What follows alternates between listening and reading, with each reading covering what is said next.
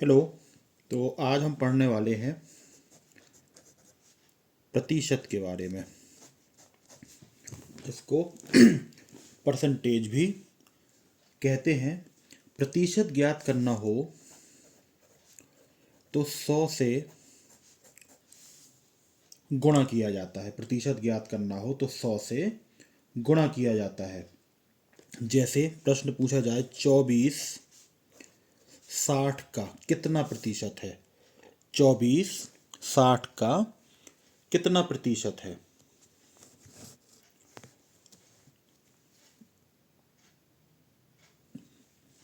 24 60 का कितना प्रतिशत है, तो हम क्या करेंगे 24/60 इंटू 100।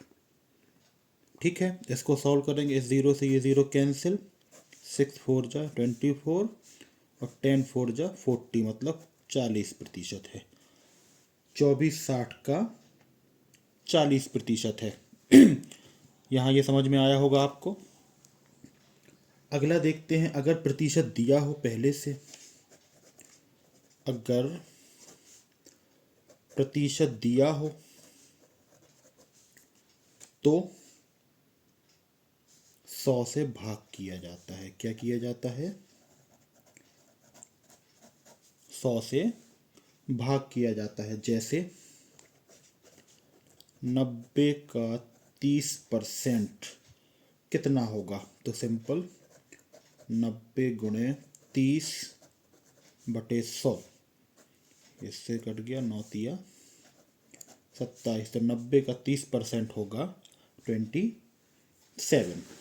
ये समझ में आ गया आपको। ठीक है, अब हम बात कर लेते हैं हमारे ट्रिकी बॉक्स की। ठीक है, ट्रिकी बॉक्स में हम कुछ चीज़ें समझेंगे। जैसे 100 + 10%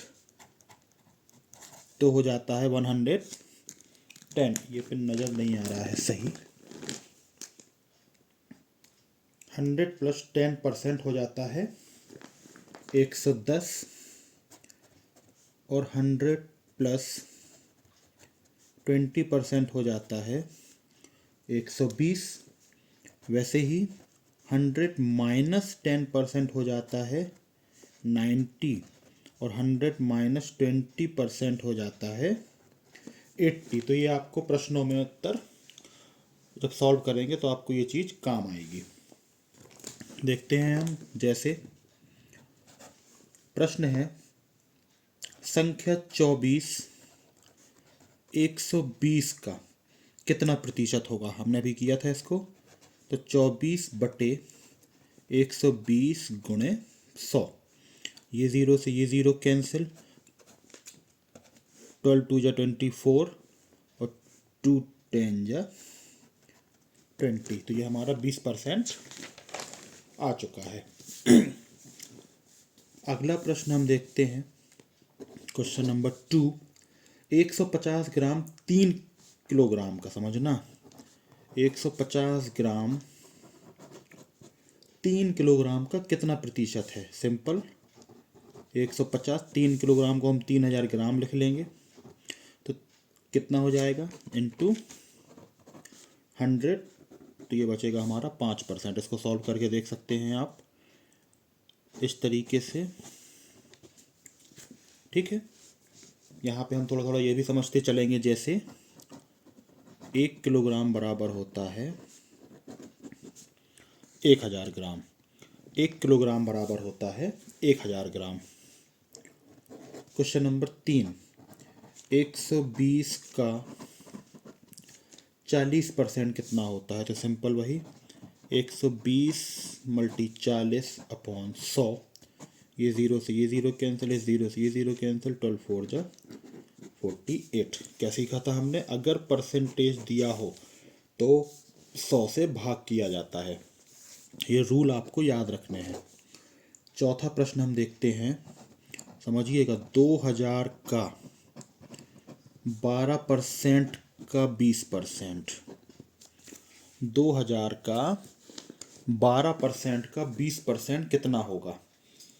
2000 का 12% का 20% कितना होगा? कोई बड़ी बात नहीं है, देखेंगे हम। 2000 गुणे 12%, 12/100 गुणे 20%, 20/100। ठीक, ये 2 जीरो से ये कैंसिल, 1 जीरो से ये कैंसिल, 1 जीरो से ये कैंसिल। 12 दूनी 24 दूनी 48, ये हमारा आंसर हो जाएगा। इसमें कुछ भी कठिन नहीं है। अगला हम देख लेते हैं 5वां। देखो, भिन्न को प्रतिशत में बदलो। भिन्न को प्रतिशत में बदलो। भिन्न को प्रतिशत में बदलो तो क्या करना रहेगा? हमेशा हमको 100 से गुणा करना पड़ेगा। ठीक है, जैसे 2/5 को प्रतिशत में बदला, 100 से गुणा कर देंगे। 20 पंचे 100, 20 दूनी 40, 40% हमारा आंसर हो जाएगा। ठीक है, एक और देख लेते हैं 4/5, तो इसको भी हम 100 से गुणा कर देंगे। फिर वही, तो 20 चौके 80%। इस तरीके से हम इन प्रश्नों को सॉल्व करेंगे।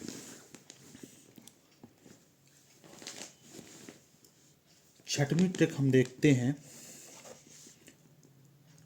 16% किसी संख्या का, ठीक है, किसी संख्या का a का 16% कितना है? 48 है।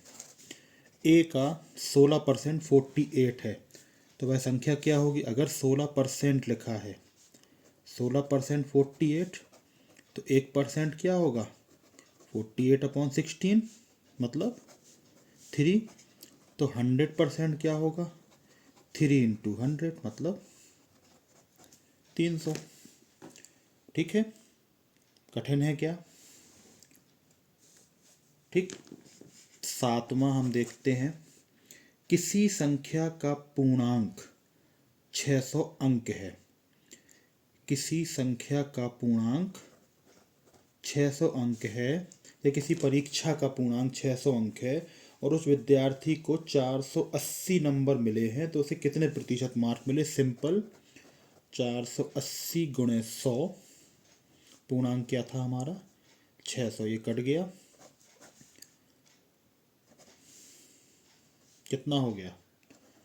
जीरो यहाँ बचा था, सॉरी ये तो दोनों कट गए थे, ये जीरो बचा था, तो 80% उस छात्र को 80% मार्क्स मिले हैं।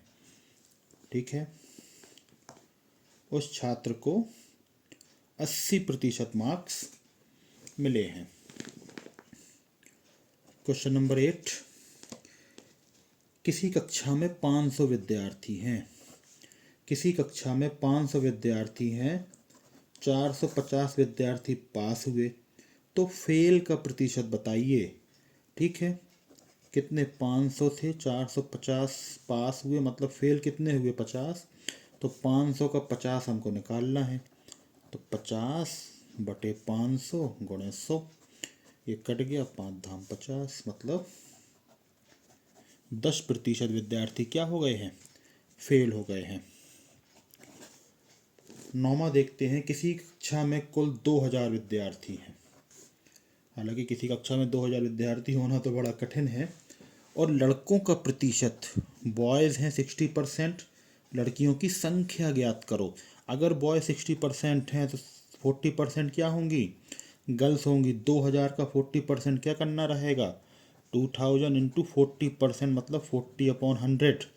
सिंपल, इन दोनों का मल्टीप्लाई कर दीजिए तो 800। तो लड़कियों की संख्या कितनी होगी? 800 होगी। कितनी होगी? 800 होगी। तो आ जाते हैं हम 10वें नंबर पर।